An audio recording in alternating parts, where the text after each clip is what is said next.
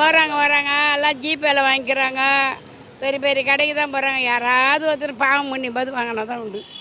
நீங்கள் உங்கள் பேரன் பற்றிக்கு ட்ரெஸ்ஸு உங்கள் வீட்டில் எடுத்துட்டீங்களா ட்ரெஸ்லாம்? அதெல்லாம் நான்லாம் 10 வருஷம் ஆச்சு வாங்கி கொடுத்து. இப்போ இந்த தீபாவளிக்கெல்லாம் எடுக்கலையா அதுவும்? நம்மளால சம்பாதிக்க முடியல, எல்லாம் பண்ணியாச்சு. இனிமேல் நம்ம ஒத்துக்க கிடைக்கல, அவ்வளோதான்.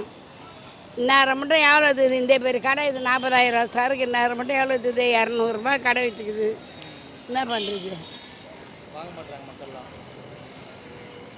வாங்க மாட்டோம்லப்பா. நல்லா இருக்குதான், நல்லா ஆன்லைனில் வர வச்சுறாங்க, கடைக்கு போய் வாங்கிடுறாங்க, அவ்வளோதான்.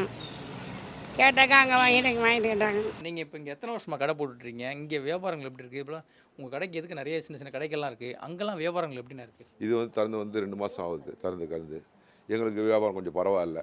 ஆனால் வெள்ளிக்கிழமை, சனிக்கிழமை, ஞாயிற்றுக்கிழமை தான் கொஞ்சம் அதிகமாக வியாபாரம் நிற்கிறது கூட இடம் இல்லாமல் இருந்தது. இப்போ காலையில் ஜனங்க ஏற ஆரம்பிச்சுக்கிறாங்க. கொஞ்சம் கொஞ்சமாக ஜனம் ஏறுது. ஆனால் பிளாட்ஃபார்ம் கடைங்களுக்கு அந்தளவுக்கு வியாபாரம் கிடையாது. ஆனால் வெளியே கடைகளை பார்த்து அதுக்கு நாங்களும் பார்த்தோன்னா வெளியே பிளாட்ஃபார்ம்லேயும் 10 ரூபா ஐட்டம், 20 ரூபா ஐட்டம்லாம் போட்டு வச்சுருக்கிறோம்.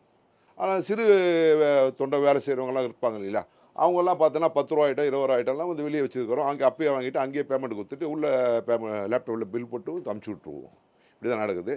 ஆனால் முன்ன மாதிரி தீபாவளி வியாபாரம் இங்கே கிடையாது, குறைஞ்சிச்சு. காரணம் கேட்டிங்கன்னா, இப்போது ஜெயச்சந்திரனாக இருக்கட்டும், சரவணா ஸ்டோர் இருக்கட்டும், பாடியில் அவர் மட்டும் எல்லாம் இந்த அந்தந்த ஏரியாவில் வராங்க. திருவள்ளூர்லேருந்து வரனா நேரம் இங்கே தான் வருவாங்க, டீனருக்கு வருவாங்க. இப்போ பாடியிலே முடிச்சிடுறாங்க. அப்போ பள்ளிகளெல்லாம் ஒரு கடை வச்சுட்டு அங்கே ஒரு கடை தந்துடுறாங்க, வேலைச்சேரியில் ஒரு கடை, குரோம்பேட்டில் அங்கே கடை தந்தனால ஜனங்க வந்து பிரிஞ்சிடுறாங்க. இப்போ ஒரே டைமில் டீனர் எல்லாம் வந்ததுனால உங்களுக்கு வியாபாரம் நல்லா இருந்தது. இப்போ அப்படி கிடையாது. இப்போ வந்து மக்கள் குறுகிய சகலுக்கு மக்கள் மட்டும் டீனருக்கு வராங்க. ஆனால் பரவாயில்ல, ஓரளவுக்கு முன்ன விட கொஞ்சம் பரவாயில்ல. பிளாட்ஃபார்ம் கடையில் நம்ம வியாபாரம் பண்ணால் மக்களுக்கு நல்லாயிருக்கும், உதவியாக இருக்கும், வேறு ஒன்றும் கிடையாது.